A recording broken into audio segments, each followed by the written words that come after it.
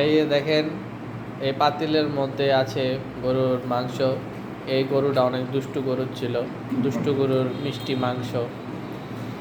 আর ওইখানে আরেকটা চীনা হাঁসের রোস্ট দেখতে পাচ্ছেন, যদিও দেখা যাচ্ছে না, তাও যা পাচ্ছেন দেখেন।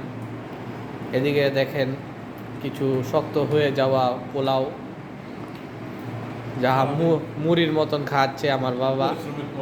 হ্যাঁ, জীবনে দেখি নাই এভাবে করে পোলাও মুড়ির মতন করে কেউ খায়। তো এই মুড়ির মতন পোলাও খেয়ে আপনার অনুভূতি কি? অনুভূতি মসমস করতা হয়, আচ্ছা লাগতা হয়। কেমন অনুভূতি? আচ্ছা, যদিও সুপ্রিয় দর্শক আমরা বুঝতে পারি নাই, এইসব হিন্দি আমরা বুঝি না। আমাদের এখানে দেখতে পাচ্ছেন কিছু দারুণ দারুণ ক্যান্ডেল। আর এইখানে আমাদের কোম্পানির এডিটর মামুন সাহেব নলা বানাচ্ছে, কঠিন নলা। 1 ঘন্টা যাবত এই নলাটা বানাচ্ছে, খাবে কখন জানি না। কত লং ভিডিও বানাতো